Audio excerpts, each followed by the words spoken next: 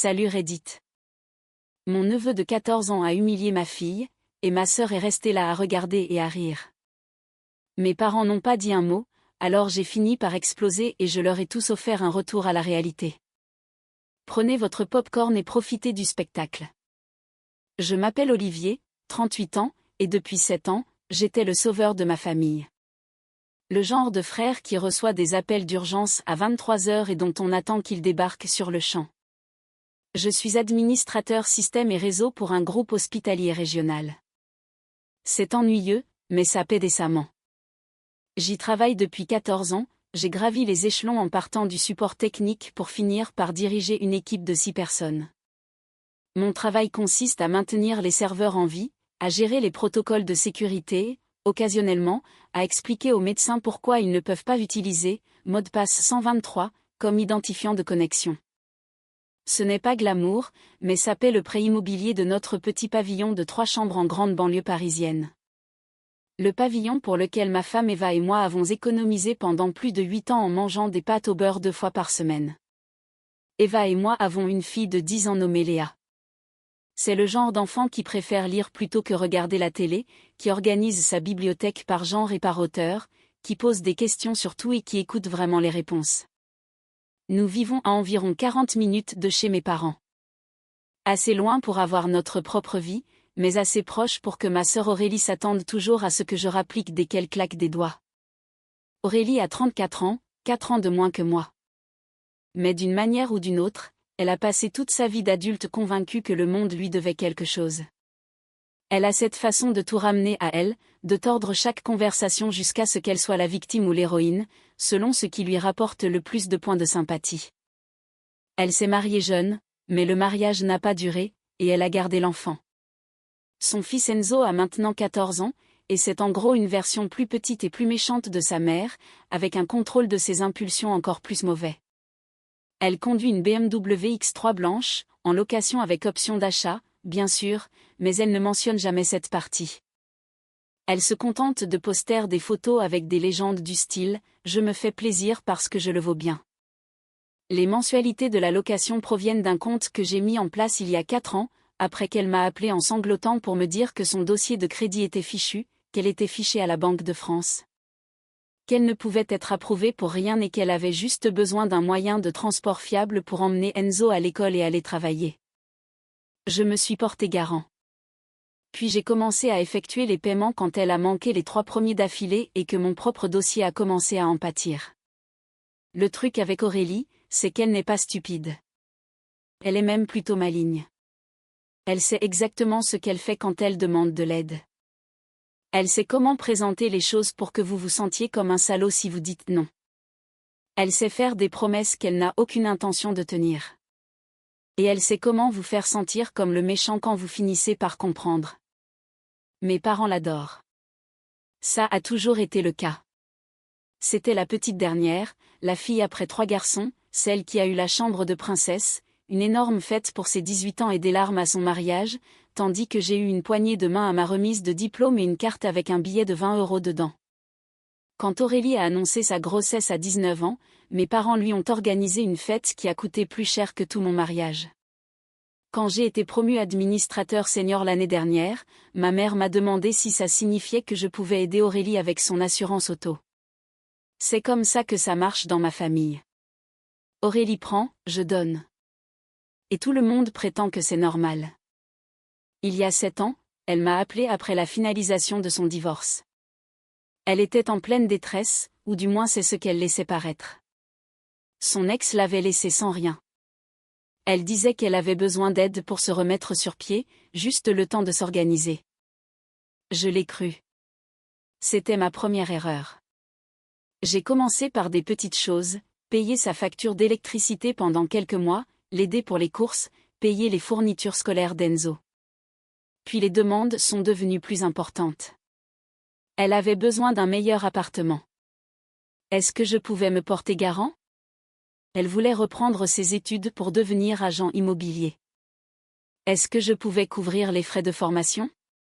Elle avait besoin d'une voiture. Est-ce que je pouvais l'aider avec l'apport?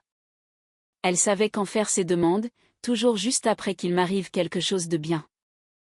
J'obtenais une augmentation, sa voiture tombait en panne.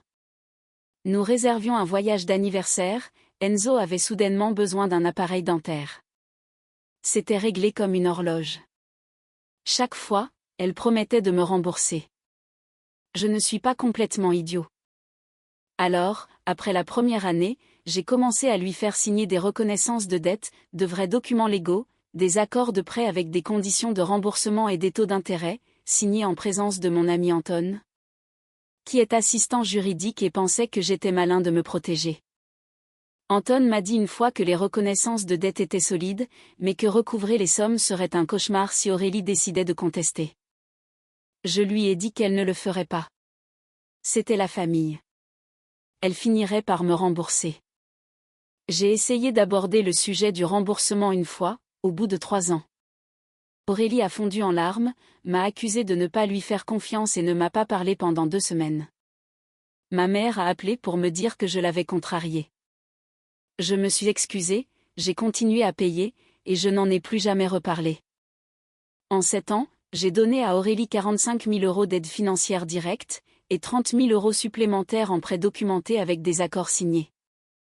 J'ai effectué 22 000 € de paiement pour la voiture immatriculée à son nom.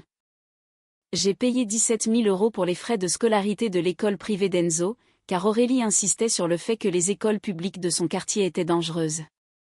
J'ai couvert l'assurance, les factures, les soins dentaires, un ordinateur portable, des meubles et une douzaine d'urgences qui semblaient toujours survenir juste avant qu'elle ne poste des photos d'elle dans des restaurants chers.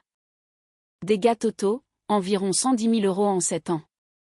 Je suis resté assis avec ce chiffre un soir, le calculant pour la première fois. J'ai fait un tableur Excel, en bon geek que je suis, et j'ai additionné le tout 3 fois parce que je ne le croyais pas les 2 premières. C'est beaucoup d'argent. C'est l'équivalent des économies pour les études, de l'épargne retraite et des vacances que nous n'avons jamais prises. C'est la rénovation de la cuisine qu'Eva voulait, le nouveau toit dont nous avions besoin et la deuxième voiture fiable que nous repoussions sans cesse. C'est le fonds d'urgence qui n'a jamais été entièrement approvisionné. C'est le compte épargne pour les études de Léa qui aurait dû être 2 fois plus important aujourd'hui. Pendant ce temps, Aurélie postait des stories Instagram sur le fait de se faire plaisir parce qu'elle le méritait. Je n'ai jamais rien dit, je ne l'ai jamais confrontée, j'ai juste continué à faire les virements en me disant que c'était temporaire. Et qu'est-ce que j'ai eu en retour? Pas un seul euro de remboursement, pas de gratitude sincère.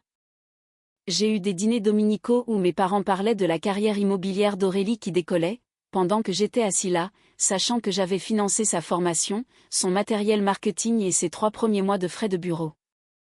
J'ai eu Enzo qui regardait ma fille comme si elle lui était inférieure. Puis est arrivé le dîner du dimanche qui a tout changé. Chaque dimanche, mes parents organisent un dîner chez eux.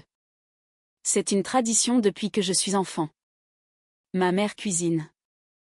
Mon père trône en bout de table. Et tout le monde est censé être là et jouer son rôle. Ce dimanche-là, Eva ne pouvait pas venir. Sa mère était en ville et avait besoin d'aide pour des rendez-vous médicaux, donc il n'y avait que Léa et moi pour faire le trajet jusqu'à la maison de mes parents. Nous sommes arrivés pile à l'heure. Aurélie et Enzo étaient déjà installés dans le salon.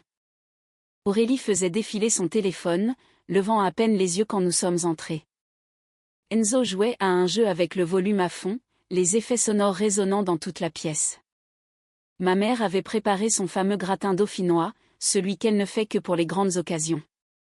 Elle avait aussi mis la belle vaisselle. J'ai tout de suite remarqué qu'il n'y avait que 4 couverts à la table principale. Léa et moi avons été dirigés vers la petite table d'appoint près de la cuisine, comme si nous étions une pensée après coup.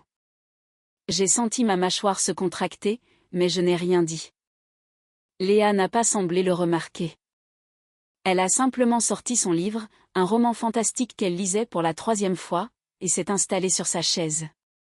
Cette gamine pouvait disparaître dans une histoire comme si plus rien n'existait. Ma mère est venue vers nous, a tripoté la nappe, puis a fait une remarque sur le fait que la table principale devenait bondée et que n'était-ce pas plus cosy, assis près de la cuisine? Comme si nous étions des invités à la fête de quelqu'un d'autre au lieu d'être de la famille. Le dîner a commencé assez normalement.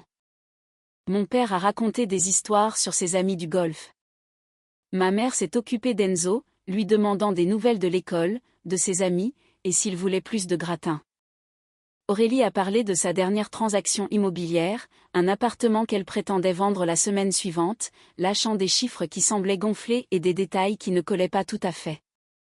Je suis resté silencieux la plupart du temps, j'ai mangé, j'ai regardé Léa lire son livre, et j'ai compté les minutes jusqu'à ce que nous puissions partir. Puis Enzo s'est ennuyé. Il s'est levé de table, s'est approché de l'endroit où Léa était assise et lui a arraché le livre des mains. Il l'a juste attrapé en pleine phrase et l'a brandi comme un trophée. C'est quoi ce truc de bébé? Des dragons et des princesses, t'as 5 ans ou quoi? Le visage de Léa est devenu tout rouge. Elle a tendu la main pour récupérer son livre, mais Enzo l'a violemment repoussée par l'épaule, la faisant retomber sur sa chaise. Puis il l'a tenue plus haut, en riant. Ensuite, il l'a laissée tomber par terre et a marché dessus. Il a vraiment marché dessus, écrasant la couverture sous sa basket. Je me suis retrouvée debout avant même d'avoir conscience de bouger. Ramasse-le. Tout de suite. Ma voix est sortie plus dure que je ne l'aurais voulu. Enzo m'a regardé comme si j'avais une deuxième tête. Il n'avait pas l'habitude qu'on lui dise non. C'est juste un livre. Calme-toi, tonton Olivier. Ramasse-le. Aurélie a finalement levé les yeux de son téléphone, son expression passant de l'ennui à l'agacement. Olivier, détends-toi. Il ne fait que la taquiner. Il a abîmé son livre, il va le ramasser et s'excuser. Enzo a croisé les bras. Il n'a pas bougé. Puis il a regardé Léa droit dans les yeux et a dit la phrase qui a tout changé. Pourquoi ça t'émeut autant? T'es qu'une pauvre. Maman dit que votre famille, c'est des nuls. Sec, méprisant. Un silence de mort s'est abattu sur la pièce. J'ai regardé Aurélie. Elle avait un sourire en coin, un vrai sourire suffisant, comme si son gamin venait de sortir une vanne bien sentie qu'elle lui avait apprise. Mes parents ont soudain trouvé un intérêt fascinant pour la nappe. Personne n'a dit un mot. Quelque chose en moi s'est brisé. Des années à prendre sur moi, à me faire marcher dessus, à donner et donner sans rien recevoir en retour. Tout m'est revenu d'un coup. Mais vous êtes sérieux, là? Ma voix était forte, plus forte que je ne le voulais. Ton fils vient de dire à ma fille qu'elle est une nulle et tu restes assise là à sourire? Aurélie a levé les yeux au ciel. Mon Dieu, Olivier, calme-toi. Les enfants disent des choses. Il l'a appris quelque part. J'ai pointé Aurélie du doigt. Elle a ri.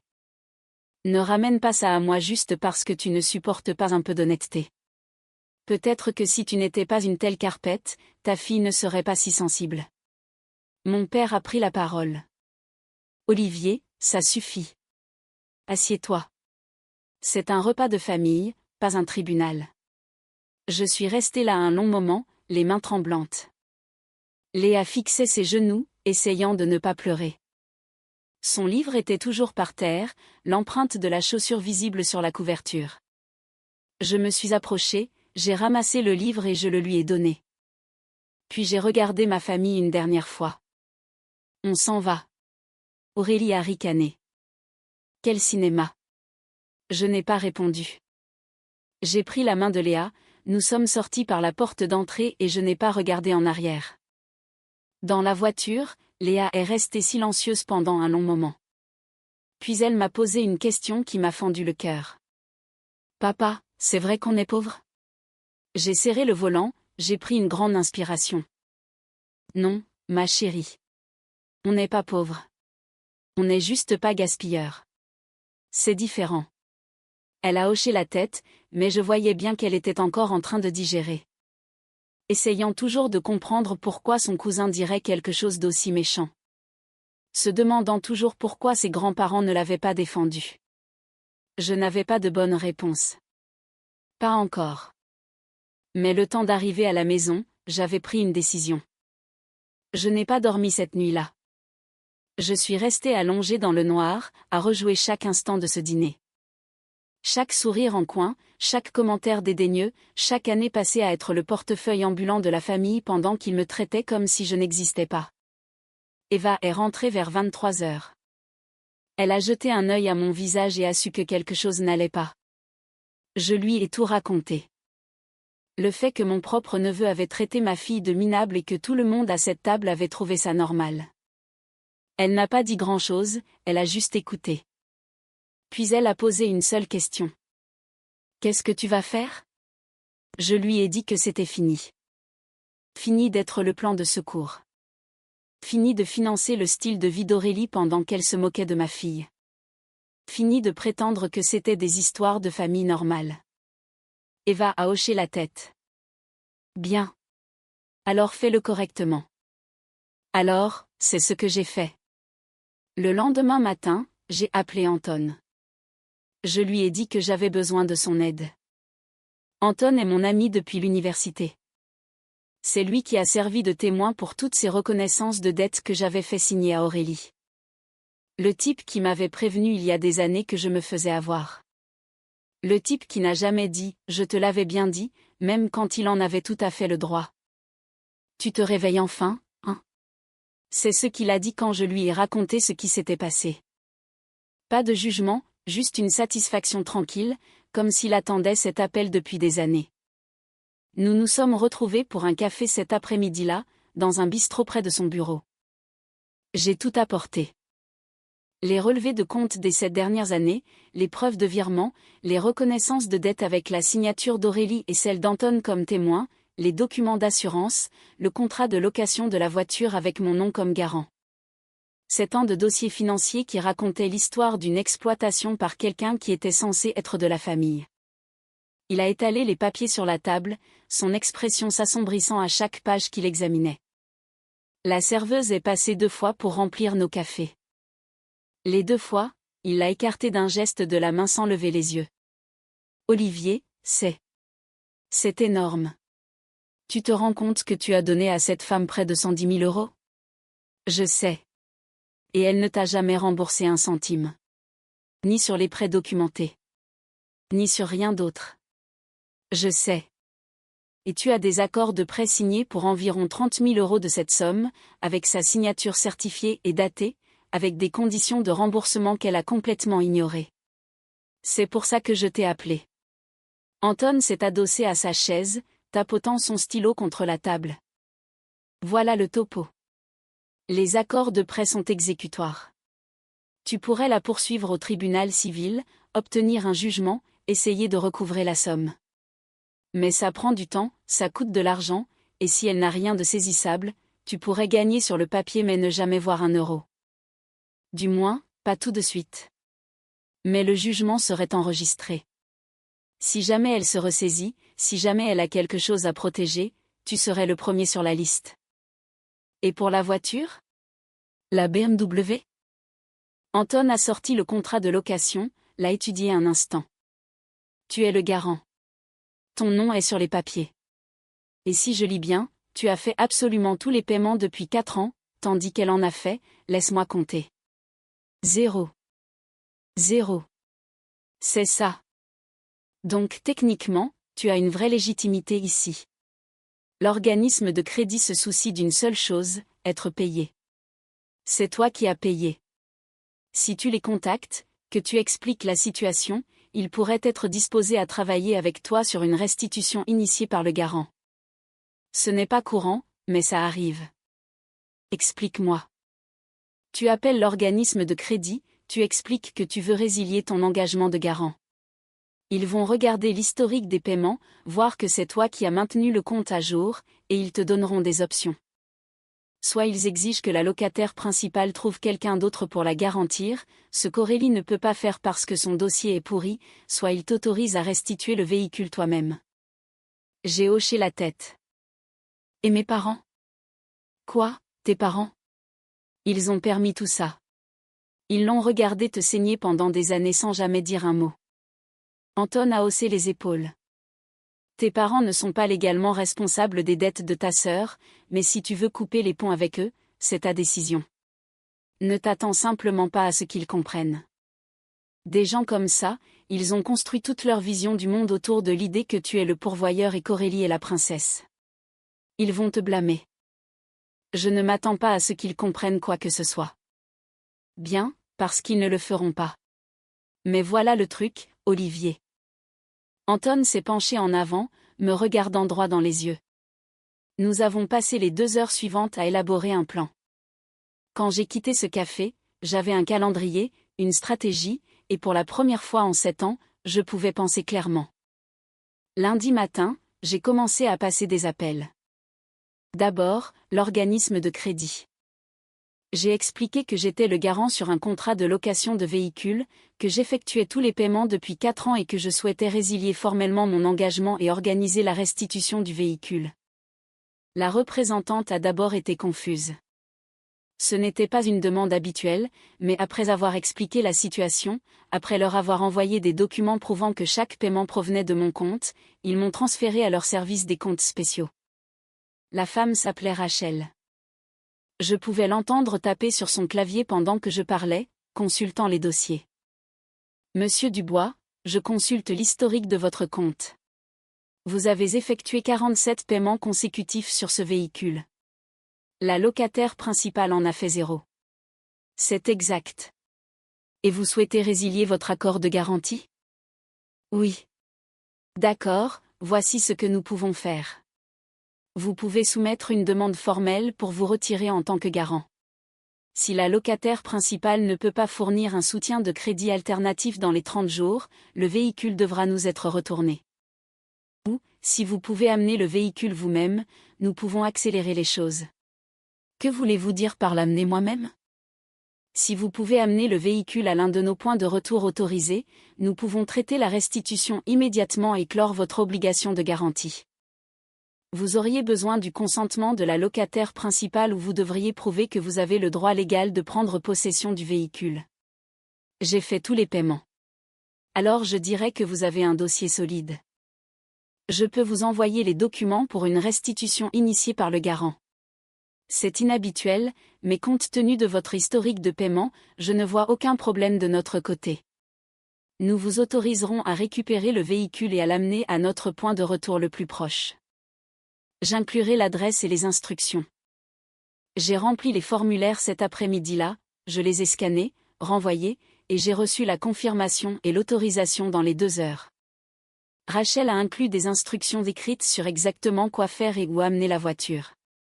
Appel suivant, l'école privée d'Enzo. Je payais 500 € par mois pour ses frais de scolarité depuis 3 ans. Aurélie m'avait dit que c'était un prêt, qu'elle me rembourserait quand ses commissions d'immobilière commenceraient à tomber. Elle n'a jamais remboursé un centime. Le service de facturation de l'école était efficace. J'ai expliqué que je mettais fin à mon accord de paiement par un tiers avec effet immédiat. Ils ont demandé une confirmation écrite. Je l'ai envoyée. Fait. Puis les factures. Je payais la facture d'électricité d'Aurélie depuis 2 ans. La compagnie d'électricité n'a pas posé de questions. Ils ont simplement supprimé mon mode de paiement et fermé mon accès au compte. L'assurance était la suivante. J'avais ajouté la voiture d'Aurélie à ma police d'assurance il y a des années pour lui obtenir un meilleur tarif. Un appel à mon agent et elle a été retirée. Sa couverture prendrait fin dans les 30 jours, à moins qu'elle ne souscrive sa propre police. Le mardi après-midi, j'avais coupé tous les liens financiers avec ma sœur. Chaque paiement automatique, chaque accord de garantie, chaque virement mensuel. Puis vint la partie la plus difficile. Mercredi matin, je me suis rendu à la résidence d'Aurélie.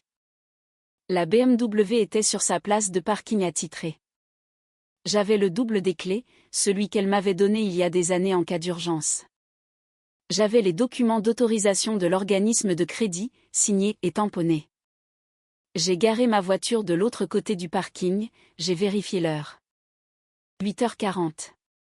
Aurélie devrait être à l'intérieur en train de se préparer pour le travail. Enzo devrait être à l'école. La voie était libre. Je me suis approché de la BMW, j'ai mis la clé dans la serrure. Je suis monté, j'ai démarré le moteur. Alors que je sortais de la place, j'ai vu un mouvement dans ma vision périphérique. Le voisin d'Aurélie, un homme plus âgé promenant son chien, me fixait avec une expression confuse. Je lui ai fait un signe de la main, je suis passé devant comme si c'était tout à fait normal. Il dirait probablement à Aurélie qu'il a vu un type partir avec sa voiture. Parfait. Qu'elle l'apprenne de cette façon. Le trajet jusqu'au concessionnaire a duré 40 minutes. J'ai suivi les instructions de Rachel à la lettre, je me suis garé dans la zone de restitution désignée, je suis entré avec mes documents. Le processus de restitution a duré environ 1 heure. Paperasse, inspection, signature, une confirmation finale que mon obligation de garantie était terminée et qu'Aurélie recevrait une notification dans les 5 jours ouvrables. J'ai appelé Anton depuis le parking. C'est fait. Propre et net. Comment tu te sens? Comme si j'aurais dû faire ça il y a des années. L'appel est arrivé jeudi soir.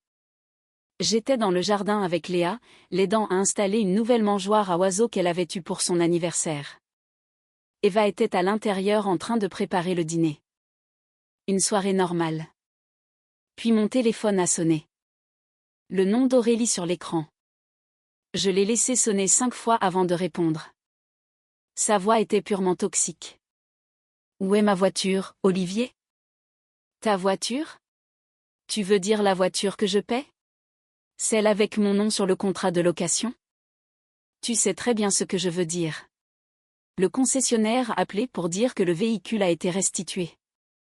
Qu'est-ce que tu as foutu? J'ai résilié mon engagement de garant et j'ai rendu le véhicule.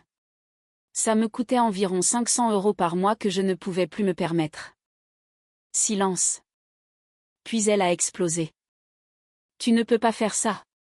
C'était ma voiture. J'ai besoin de cette voiture pour le travail. Comment suis-je censé faire visiter des maisons aux clients sans voiture? Alors peut-être que tu aurais dû faire les paiements. Ou peut-être que tu aurais dû économiser et acheter ta propre voiture comme tous les autres adultes sur cette planète. J'allais te rembourser. Quand, Aurélie? Tu me dois plus de 30 000 € en prêt documenté depuis des années. Tu n'as pas remboursé un seul euro. Pas même un geste symbolique. Pas même 100 € pour mon anniversaire avec un petit mot disant « Et, merci de maintenir ma vie à flot ». J'étais occupée à construire ma carrière. Ta carrière que j'ai payée. La formation d'agent immobilier que j'ai couverte. Le matériel marketing dont je me suis occupée. Les frais de bureau que j'ai pris en charge. Cette carrière-là? Elle n'avait pas de bonne réponse à ça. Je n'arrive pas à croire que tu me fasses ça. Pourquoi? Une stupide dispute à un dîner? Ton fils a traité ma fille de minable. Et tu es restée assise là à sourire. Oh mon Dieu! Tu es encore bloqué là-dessus? C'était une blague. Les enfants disent des choses. Ton enfant a dit des choses qu'il a apprises de toi. Et non, je ne suis plus bloqué là-dessus. J'ai tourné la page. Complètement. Qu'est-ce que ça veut dire? Ça veut dire que j'ai fini. La voiture est partie. Les paiements de scolarité sont annulés. Tes factures ne sont plus sur ma carte de crédit. Ton assurance expire à la fin du mois. Débrouille-toi. Plus de silence. Je pouvais l'entendre paniquer. Olivier, tu ne peux pas faire ça.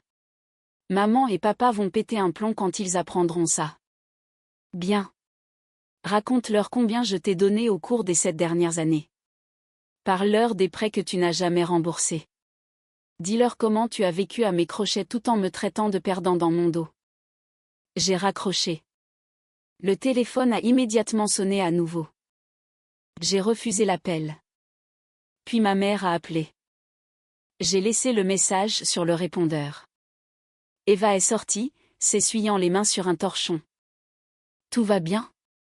Je l'ai regardé, j'ai regardé Léa, qui remplissait soigneusement la mangeoire d'oiseaux avec des graines, concentrée et contente, complètement inconsciente de la tempête que je venais de déclencher.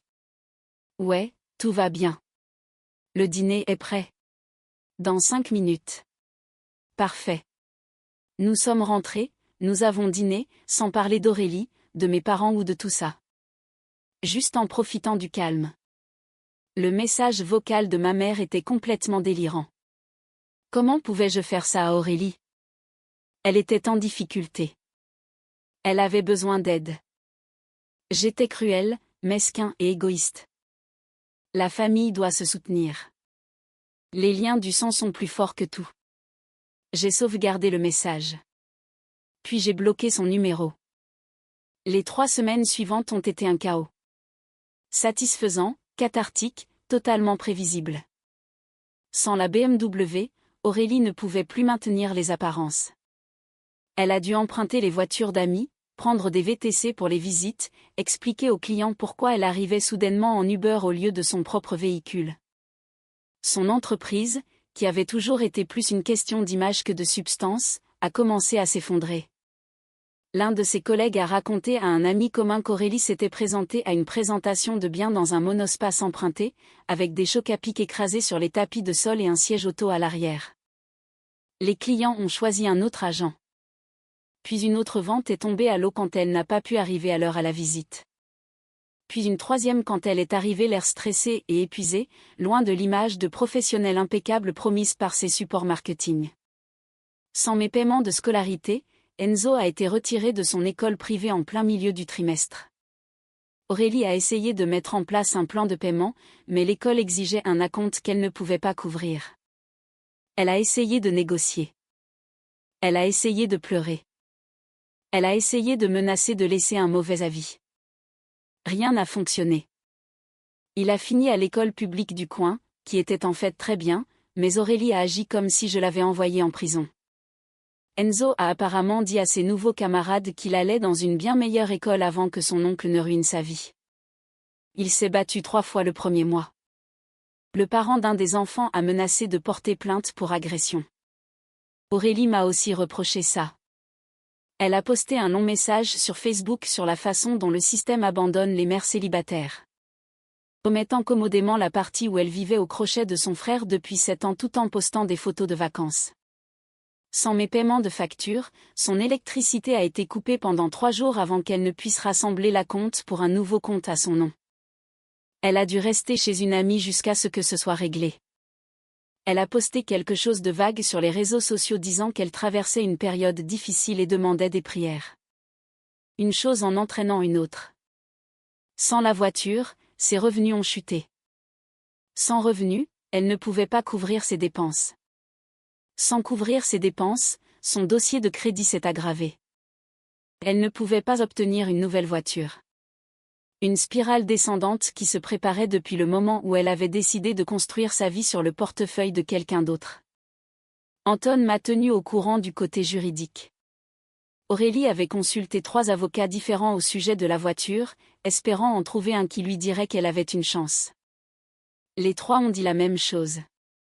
Je n'avais rien fait de mal. L'organisme de crédit avait autorisé la restitution. Le garant qui effectue tous les paiements a le droit de résilier. Au contraire, c'était elle qui avait potentiellement commis une fraude en se présentant comme capable de faire des paiements qu'elle n'a jamais eu l'intention de faire. Les reconnaissances de dette étaient une autre histoire. Anton a déposé les documents pour les convertir en jugement formel. Tribunal de proximité pour les montants inférieurs à 10 000 €. Tribunal judiciaire pour les prêts documentés plus importants. Le processus prendrait des mois, mais les jugements seraient enregistrés. Si Aurélie se ressaisissait un jour, nous serions les premiers sur la liste pour recouvrer les sommes. Elle a reçu la notification de l'huissier dans son nouvel appartement et a apparemment pété un plomb dans le couloir. Une semaine plus tard, elle a posté un message énigmatique sur le fait de savoir qui sont vos vrais amis. La section des commentaires était pleine de messages de soutien de personnes qui n'avaient aucune idée qu'elle me devait 30 000 €. Même quelques membres de la famille s'y sont mis. Peu importe. Mes parents ont essayé d'intervenir. Ils se sont présentés chez moi sans prévenir un samedi matin. Mon père martelant la porte comme s'il exécutait un mandat. Le temps que je descende, ils étaient déjà dans le salon. Mon père faisant les 100 pas, le visage rouge. Ma mère perchée sur le bord de notre canapé, les larmes déjà aux yeux. Olivier, ça a été beaucoup trop loin. Tu dois arranger ça. Je m'essuyais encore les cheveux avec une serviette. J'ai pris mon temps. Vous avez regardé votre petit-fils humilier ma fille et vous n'avez rien dit. Et maintenant, je suis censée continuer à financer le style de vie de sa mère ?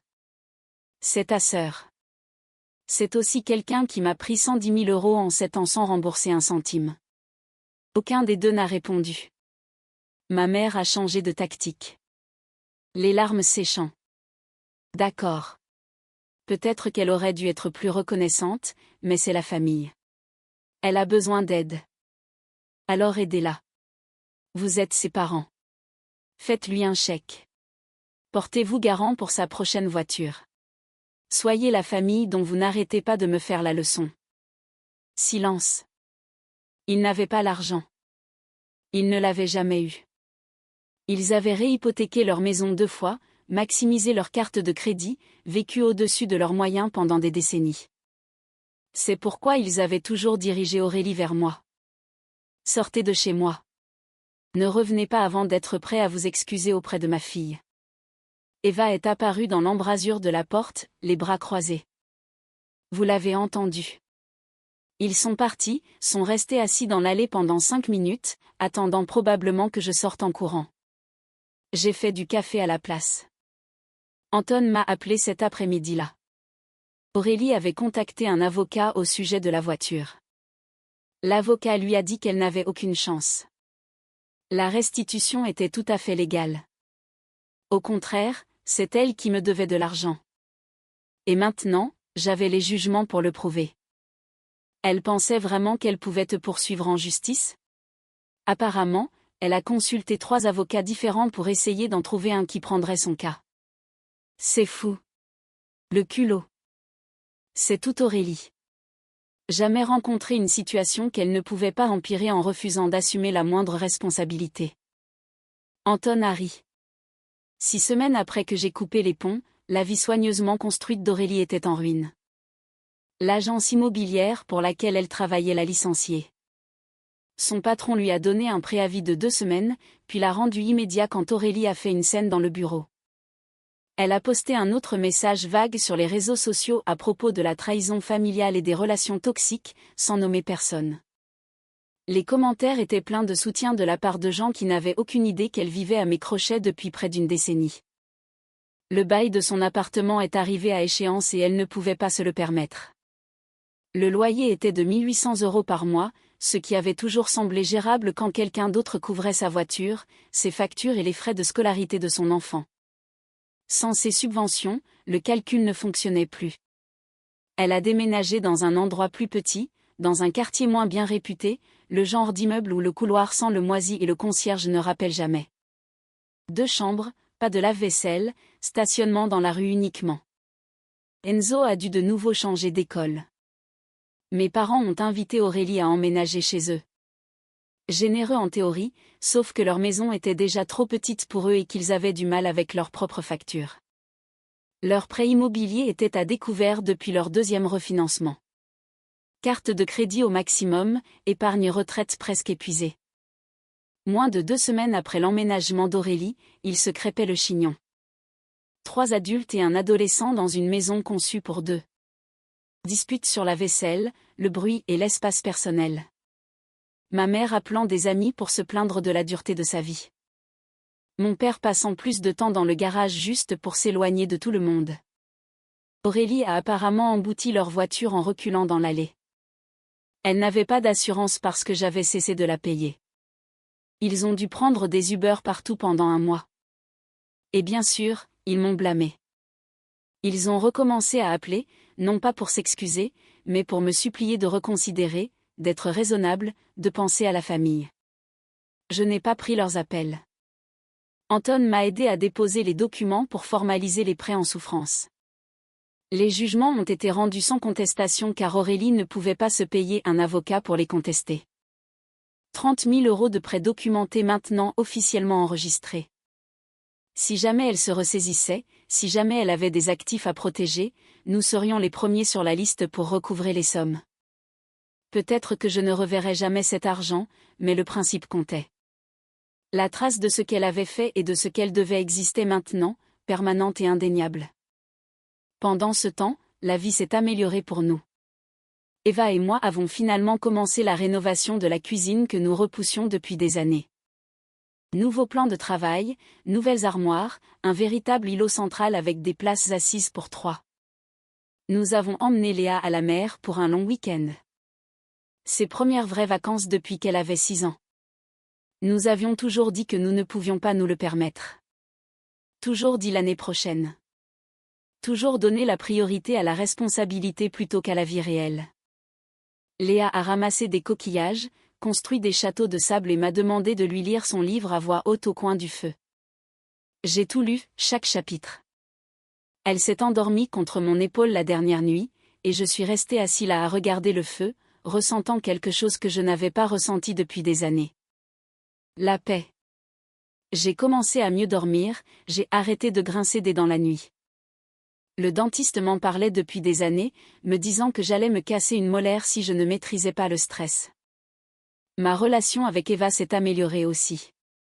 Nous avons recommencé à vraiment parler, pas seulement à coordonner les emplois du temps et à gérer la logistique. Nous sommes sortis en amoureux, juste nous deux, comme avant que je ne devienne le distributeur de billets de la famille. Nous avons ri davantage.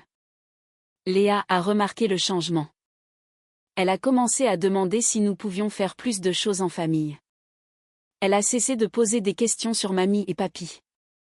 A cessé de poser des questions sur tata Aurélie. Les enfants sentent ce genre de choses. Puis, par un froid mardi soir de début février, Aurélie s'est présentée à ma porte. J'étais dans le garage en train d'organiser mes outils. Un projet de week-end que je devais faire depuis des mois. J'ai entendu une voiture entrer dans l'allée. Une vieille berline, elle cabossait, rouille autour des passages de roues, un moteur qui faisait des bruits qu'aucun moteur ne devrait faire. Elle est sortie. Elle avait l'air anéantie, les cheveux attachés en un chignon désordonné, des vêtements froissés, probablement ceux dans lesquels elle avait dormi. Des cernes sous les yeux. La femme confiante et soignée qui m'avait souri d'un air suffisant à la table de mes parents avait disparu. C'était quelqu'un qui avait finalement épuisé toutes les personnes à utiliser. Elle s'est dirigée vers le garage, les bras enroulés autour d'elle contre le froid. Je ne l'ai pas invitée à entrer. Je n'ai même pas bougé de mon établi. Je l'ai juste regardée s'approcher comme si j'observais une étrangère. Elle a commencé à parler avant même de m'atteindre. Olivier, s'il te plaît. Je sais que j'ai merdé. Je sais que j'aurais dû être plus reconnaissante, mais je suis en train de couler. Maman et papa ne peuvent plus m'aider. J'ai perdu mon travail la semaine dernière. Enzo a des problèmes dans sa nouvelle école. Il se bat tout le temps. Blablabla. Bla bla. Je l'ai laissé se lamenter, appuyé contre mon établi, les bras croisés, le visage impassible. Je te demande une dernière chance. Aide-moi juste à me remettre sur pied. Je te rembourserai cette fois. Je te le jure. Je signerai tout ce que tu veux. Elle pleurait maintenant. Le désespoir était réel. Non. Aurélie a cligné des yeux. Quoi? Non. Olivier, s'il te plaît. Je t'en supplie. Je n'ai nulle part où aller. Pas mon problème. Je suis ta sœur. Plus maintenant. Elle a essuyé ses yeux, son expression changeant. La vraie Aurélie refaisant surface derrière les larmes. Alors c'est ça. Un stupide commentaire d'un adolescent et tu jettes toute ta famille? Ce commentaire m'a montré exactement ce que tu penses de moi. Ce que tu as toujours pensé. Je n'ai jamais. Si, tu l'as fait.